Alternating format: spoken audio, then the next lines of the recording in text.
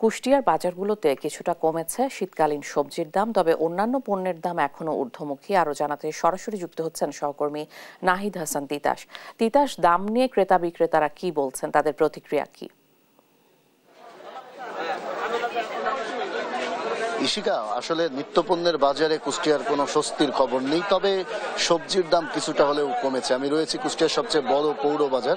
এই বাজারে যদি আজকের বাজার দর আমি জানাই, যেমন দীর্ঘদিন ধরে কুষ্টিয়ার বাজারের যে সবজির যে অস্থিরতা চলছিল সেটি কিন্তু কিছুটা কমেছে। অর্থাৎ বিক্রেতারা বলছেন যে বাজারে সরবরাহ বেড়েছে, যার কারণে কিন্তু দাম কিছুটা সহনশীল হয়েছে। তবে একটি কথা বলতে পারি যে গত যে মৌসুমগুলো চলেছে তার মতো কিন্তু সেভাবে দাম কমেনি। আজকে যদি আমি দাম একটু জানাই, যেমন আলু কেজি প্রতি বিক্রি হচ্ছে 80 টাকা দরে এবং মরিচ বিক্রি হচ্ছে 60 টাকা কেজি দরে, পেঁয়াজ বিক্রি হচ্ছে 80 টাকা কেজি দরে। এছাড়া শীতকালীন যে সবজি ফুলকপি বিক্রি হচ্ছে 30 টাকা কেজি দরে, পাতাকপি বিক্রি হচ্ছে 20 টাকা কেজি দরে, বেগুনের দাম এখনো চড়াই রয়েছে, অর্থাৎ 50 টাকা কেজি দরে বেগুন বিক্রি হচ্ছে, সিমও বিক্রি হচ্ছে 50 টাকা কেজি দরে।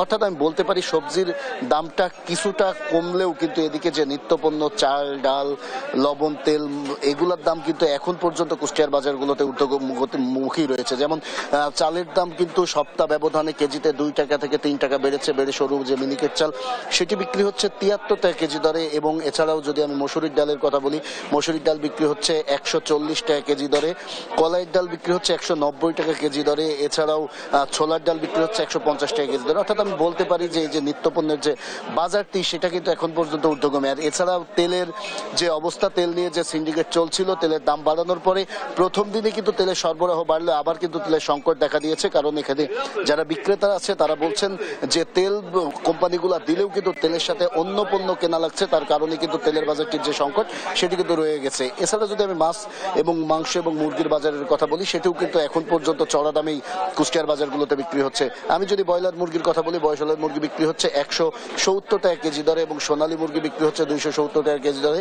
ডিম হালিপতি বিক্রি হচ্ছে 45 টাকা কেজি দরে। অর্থাৎ আপনি বুঝতেই পাচ্ছেন যে এই যে মাছ মুরগির যে বাজারটি সেটি কিন্তু চড়া রয়েছে। এ বিষয়ে আমি যারা বিক্রেতা রয়েছে তাদের সাথে কথা বলেছি। বিক্রেতাদের যেটি দাবি যে আসলে দীর্ঘদিন ধরে মুরগির খাবারের দাম বেশি এবং বাচ্চার দাম বেশি, যার কারণে কিন্তু কোনোভাবেই তারা দাম নিয়ন্ত্রণ করতে পারছে না, তাই দাম চড়াই থাকছে। এছাড়া এদিকে দীর্ঘদিন ধরে এই যে বাজারের যে অস্থিরতা চলছে, এতে কিন্তু সাধারণ যারা ভোক্তারা তারা কিন্তু এক প্রকার ক্ষোভ প্রকাশ করছে। তারা বলছে যে প্রতি মৌসুমে যেভাবে সবজির দাম কমে, এবছর কিন্তু সেটা কমছে না। আগের দাম কিছুটা কমলেও কিন্তু আগের মতো চড়া দামই রয়েছে। এছাড়া নিত্যপণ্যের বাজারের যে অস্থিরতা সেটা বলছে যে নিয়মিত যদি বাজার মনিটরিং না করা যায় তবে কিন্তু কোনোভাবেই এই বাজারটিকে নিয়ন্ত্রণ করা যাবে না। তবে এই বিষয়ে আমি যারা বাজার মনিটরিং এর সাথে জড়িত আমি তাদের সাথে কথা বলেছি। তাদের দাবি যে তারা নিয়মিত বাজার দেখভাল করছেন এবং বাজারে যদি কেউ অসাধু কোনো বিক্রেতা যদি বাড়তি দামে পণ্য বিক্রি করার চেষ্টা করছে তাহলে তাদের আইনের আওতায় আনছেন। তবে আমরা সকাল থেকে বাজারে রয়েছি, কিন্তু কোনো ধরনের কোনো বাজারে যে মনিটরিং এর যে আবহাওয়া বা সিটিপোটা সেটা কিন্তু আমরা লক্ষ্য করিনি। তাই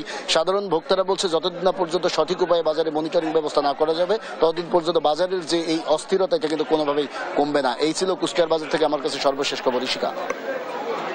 তিতাস, অনেক ধন্যবাদ আপনাকে। কুষ্টিয়ার ঊর্ধ্বমুখী বাজার দর নিয়ে বিস্তারিত জানছিলাম সহকর্মীর কাছে।